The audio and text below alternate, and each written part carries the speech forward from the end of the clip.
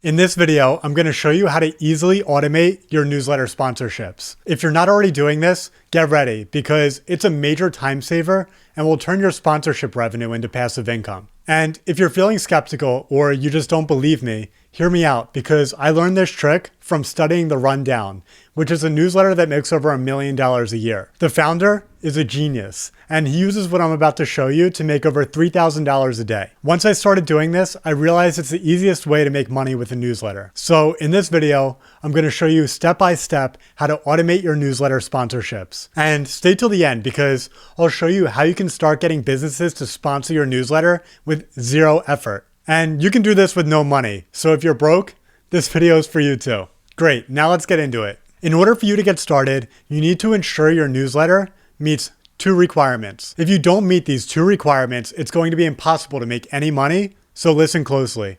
The first requirement is that you must have business readers. Let me explain by giving you a quick example. My newsletter, Exploding Ideas, is read by two types of people. People that own online businesses and people that want to build online businesses. Because I have these two types of readers, I have a market. Here's why. Business owners are always looking for advertising opportunities, especially ones that get them in front of their target audience. Makes sense, right? So here's the kicker. My audience is filled with founders and business owners. This makes my newsletter a great place for business owners to advertise entrepreneurial focused products like project management tools, AI software, and other similar products. Your newsletter should have the same dynamic. The easiest way to do this is to position your newsletter so that people who own businesses want to read your newsletter. Because at the end of the day, they're going to be the ones sponsoring it. Make sense? Okay, now that brings us to the second requirement your newsletter must meet, and that's to be in a niche that's not afraid to spend money. For example, generally speaking, musicians hate to spend money.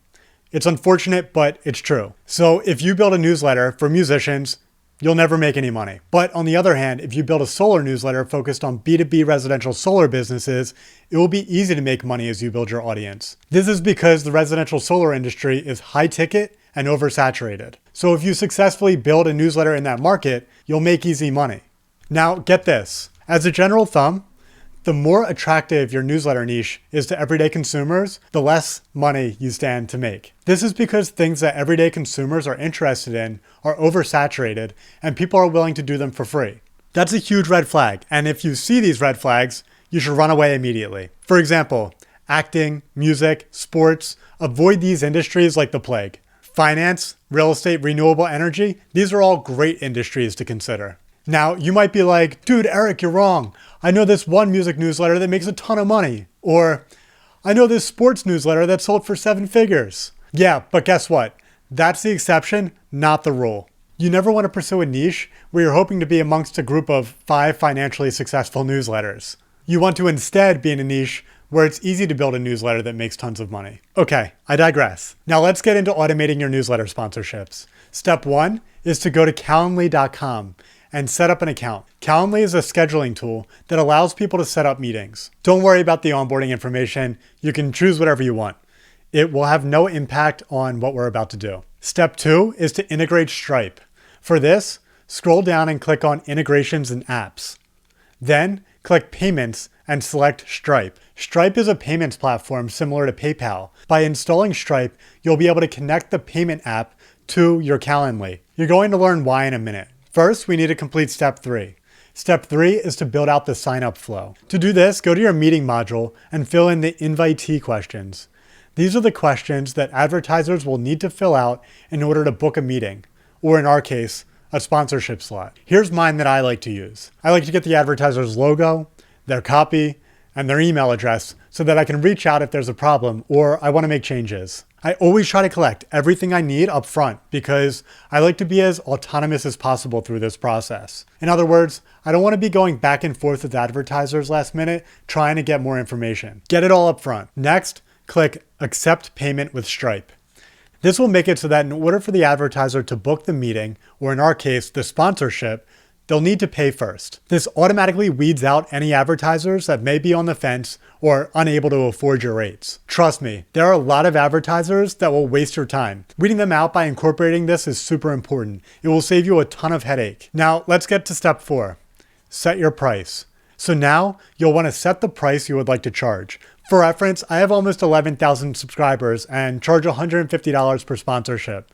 I could likely charge more, but I haven't gotten around to it yet. So if you want to use my pricing as a reference, go for it. But understand that I'm likely undercharging. My rates are low. Anyways, use trial and error to find the best price for your niche. That's ultimately the best strategy to figure this out. There's no mathematical formula to figure it out. You just got to use trial and error to crack the market, basically. Okay, let's get back into it.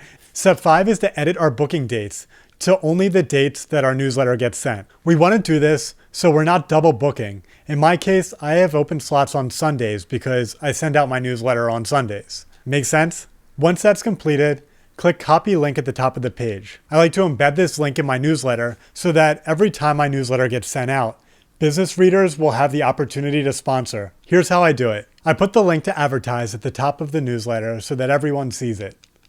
This makes the process of booking sponsors passive and easy. As your newsletter grows, more people will see the sponsorship link at the top of the newsletter. This makes the whole process super easy, and it scales as you grow. So how this works on my end is that when an advertiser books a sponsorship, I get an email from Calendly in my phone that tells me the date that it's booked and what to include in the advertisement. And guess what? The best part is that the advertiser has already paid me by the time I get the email. I literally open up my Stripe app and the money is already sitting in there. It's great. Then when I'm about to send my next newsletter, I copy the sponsorship info into my newsletter to be sent. It's really simple, really easy. Since I collect everything up front, I literally just need to copy and paste the information from the email that Calendly sends to my inbox. And if you're wondering when you should start doing this, my rule of thumb would be to do it when you hit 5,000 subscribers. It's totally up to you though, but that's just what I would suggest. Okay, so that's all for today.